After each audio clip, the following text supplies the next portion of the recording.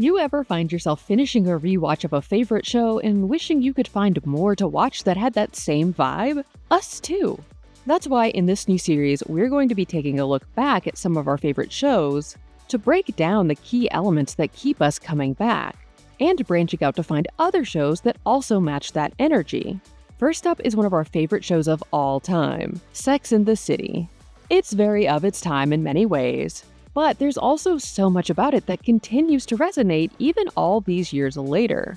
So let's unpack the major factors that made Sex and the City so great, and explore some other shows that tap into that same essence. One of the most notable elements of Sex and the City is, of course, its core 4 main characters, who all have strong, distinct personalities. Sex is something special that's supposed to happen between two people who love each other. Or two people who love sex. They don't feel like cardboard cutouts or just stereotypes thrown on screen, but instead multifaceted, real people. Samantha Jones, the confident, openly sexual, self-sufficient woman who brought most of the sex to the city. Charlotte York, the tight-laced Park Avenue princess who was obsessed with the rules and finding the one. Miranda Hobbs, the strong-willed, no-nonsense lawyer who wasn't afraid to bring some brutal honesty to the party. And of course, there's Carrie Bradshaw, the messy and often self-centered protagonist who might be the protagonist but certainly isn't trying to be anybody's hero. I wanted to let you know that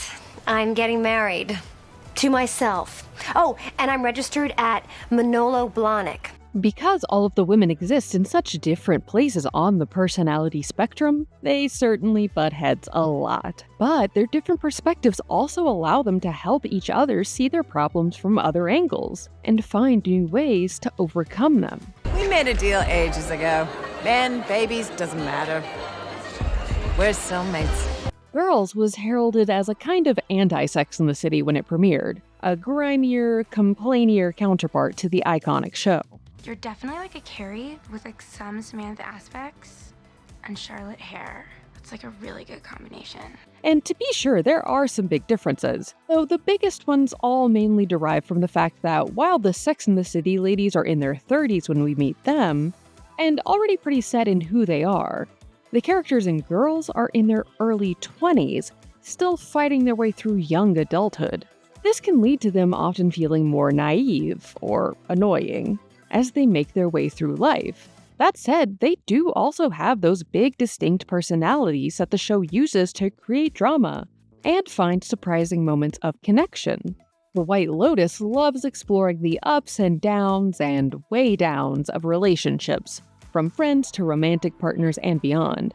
In its 3rd season, we're getting an interesting look at a group of friends who, from a distance, kind of resemble the Sex and the City group. The dazzling one who dates younger men, the uptight one, the frazzled broke one.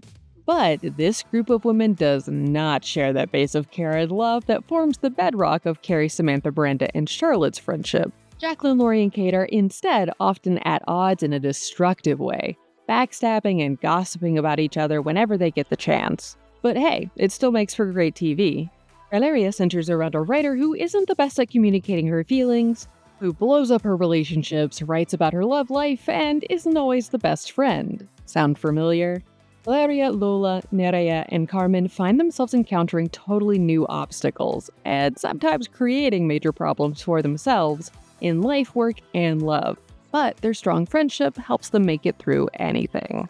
Girlfriends also stars 4 very different yet equally strong personalities. Joan, the independent, successful lawyer, free-spirited Lynn, outspoken and resilient Maya, and Tony, who clawed her way up to the top and won't let anybody forget it. These characters also have that key Sex and the City element of being grown women. We're not watching them flounder through young adulthood. They know who they are and what they want out of life. Though, of course, they all still have room for personal growth. Girls 5 Eva takes this idea of distinct personalities to Spice Girl-esque pop heights, featuring the hot one, the chill one, the fierce one, and the always working one. These aren't longtime best friends, but instead members of a one-hit wonder girl group, Girls 5 Eva. And now they're getting back together for one more chance at stardom. When life feels frantic, it can be so easy to push off things, even super important things like going to the doctor. Whether you just feel too busy with everything else, figure things will just sort themselves out, or just don't even have time to figure out which doctor to go to. It can add so much more stress to an already stressful situation. But thanks to Zocdoc, booking doctor's appointments doesn't have to feel so daunting anymore. They take out all of the stress and make it so easy to find and book a doctor who's right for what you need. Zocdoc is a free app and website where you can search and compare high-quality in-network doctors and click instantly to book an appointment. Zocdoc helps you book in-network appointments with over 100,000 doctors across every specialty, from urgent and primary care to mental health to dentists and beyond. It's easy to filter for doctors who take your insurance, are located near you, and fit your individual needs. And you can check real reviews from their patients to help you make your decision. You can see their available appointments, choose the time that works for you, and then click to book instantly. And you often won't have to do a lot of waiting around. Appointments made through Zocdoc typically happen within 24 to 72 hours of booking. And you can even nab same-day appointments. Using Zocdoc has made finding and booking a doctor so much easier for me. Stop putting off those doctor's appointments and go to Zocdoc.com/thetake to find and instantly book a top-rated doctor today. That's ZocDoc.com/thetake. Zocdoc.com/thetake. A large part of Sex and the City focused on the relationships the women got into and fell out of, and all of the highs and lows that come with dating, whether you're looking for Mr. Right or Mr. Right now. Now you cannot put this in your column, promise. I promise. Was secret sex the ultimate form of intimacy? The show didn't present the dating search as some perfect, easy road to the one. And in fact, it deliberately went out of its way to pop that bubble for diehard romantic Charlotte. Because all of the women were so different, their relationships and how they played out, of course, were as well. And this added to the relatability of the show. Their experiences feel more like the ones you and your friends actually have, as opposed to pie-in-the-sky rom-com dreams. Charlotte had to learn that no relationship is perfect. And instead, the relationship that is perfect for you is the one in which you're both willing to put in the time, care, and effort to show up for each other. Harry's not who I expected to fall in love with, but I did. And he makes me laugh. And I feel like I can be myself around him. Samantha never let herself be forced into settling, and was always ready to put herself first. Miranda had to reassess what she thought she wanted and needed from her relationship, and then found herself doing so again in the reboot. And even Carrie, whose flighty and non-committal nature and desperate need for whoever she can't have, could get annoying, but it never felt too unrealistic. Even if we're not a Carrie, we've all met a Carrie. It's Big. Oh my God. You're sleeping with Big? Carrie, he was such an asshole to you. Not really. I mean, maybe sometimes, but... Even though it unfortunately only got one season, High Fidelity was a great adventure through heartbreak, rebounding, and trying to figure out what you actually want out of a relationship. Like Carrie, Rob has a big the one that's gotten away and is now taken. But that won't necessarily stop her. Love Life is a rom-com series which follows one character each season through all of the romances of their life, and thus allows us to see how the character themselves, growing and changing over time, alters the course of their relationships. Unfortunately, the series was axed too soon. Though, since it's an anthology, there's hope that it can get picked back up at some point, and it's definitely still worth checking out the 2 seasons we did get. New medical soap Dr. Odyssey leans way in the cheesier direction, but that can be fun sometimes too. Starring Joshua Jackson as Dr. Max Bankman, the show follows the medical mishaps and relationship fireworks that arise on a luxury cruise ship. The sex lives of college girls, as you would imagine, gives us a peek into the romantic lives of a group of friends as they navigate college and friendship.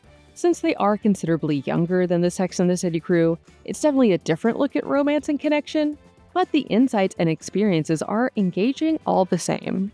Sex and the City was great at balancing its comedic and dramatic elements. It was a very fun and funny show, but it also wasn't afraid to pull at our heartstrings or even crush us a little bit. This helped it hew closer to the ups and downs of real life. It never felt like it was just brushing over the harder parts of reality, or constantly wallowing in the darkness. The peaks and valleys pulled us along on the emotional roller coaster that was the show, and always kept us guessing. Crazy Ex-Girlfriend is also great at this. You might not initially expect a musical TV series about a lady stalking her high school boyfriend to be deep, but it genuinely is, while also being hilarious. The show was able to perfectly marry the over-the-top Broadway spectacle with down-to-earth, touching moments to create a mesmerizing blend that you can't help but binge and sing along to. The White Lotus also fits into this category, as it melts different types and levels of drama to create a quiet chaos that we can never look away from. On the other end of the spectrum is Desperate Housewives, which turns the wackier drama all the way up to 11 and never looks back. Like Sex and the City, the hookup plan weaves together comedy and drama as we follow along this messy friend group's highs and lows, as they attempt to learn to accept themselves and each other for who they truly are. It's long been said that New York City is its own character in Sex and the City, and the realities of city life, good and bad, are a major feature of the show.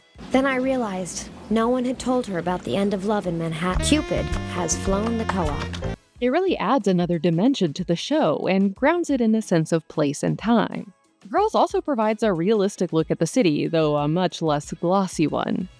Broad City also really pulls the city itself into the show, and uses it as a basis for so much of the comedy. Harlem is filmed on location, and so, like with Sex and the City, you can feel the vibrancy and liveliness of the city in each scene. Emily in Paris was pitched as a modern Sex and the City, and while it doesn't quite meet the mark in many respects, it does try to bring its location into the story. It's certainly a very specific, idealized, Emily-fied version of Paris, but they do manage to capture a lot of beauty.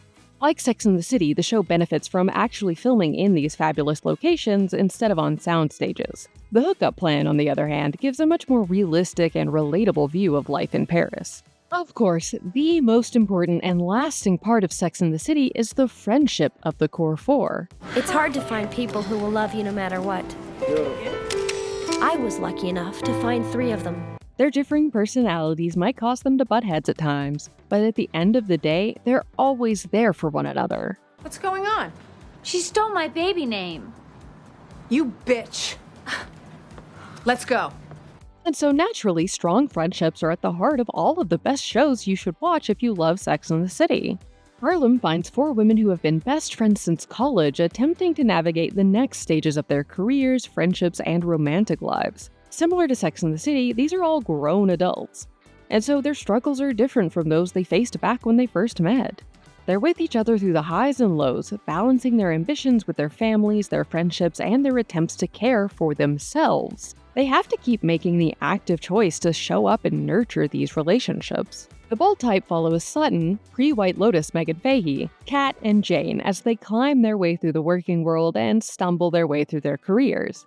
The trio became friends when working at Scarlet magazine and have been inseparable ever since. Sutton is the down-to-earth rational friend, Kat is the go-getter firebrand, and Jane is Jane. And really is a lot like Carrie in a number of ways. They're all at different places in their lives, but always find a way to make room for each other and grow. Insecure has become iconic for how hilarious it is, but it's also a great showcase of the reality of friendships. It features some strong bonds, but importantly is also willing to get real about friendship struggles, growing apart, and even having full-on friendship breakups. It isn't afraid to show that it can be a long road to mending the friendship, not something that can always magically be right back to normal after one conversation.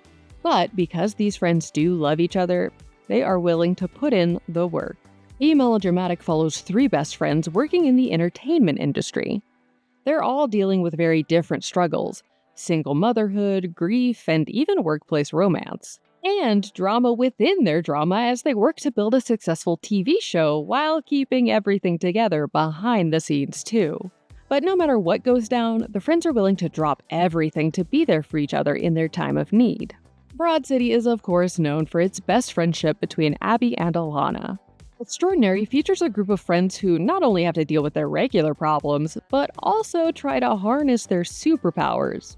Well, except for Jen, who didn't get her powers when she turned 18. The core friend group in the hookup plan might mess up, but no matter how mad they might be with one another, they always come back together. No show could ever replace Sex and the City, but it's always fun to expand our watching habits and find new things that also fill that niche. Sex and the City's focus on friendship and personal growth was what really gave it the power to last and connect with audiences even all of these years later. Are there any shows that you think really get some key part of the Sex and the City formula that we missed? Let us all know what it is in the comments so we can watch too. That's The Take. Click here to watch the video we think you'll love, or here to check out a whole playlist of awesome content. Don't forget to subscribe and turn on notifications.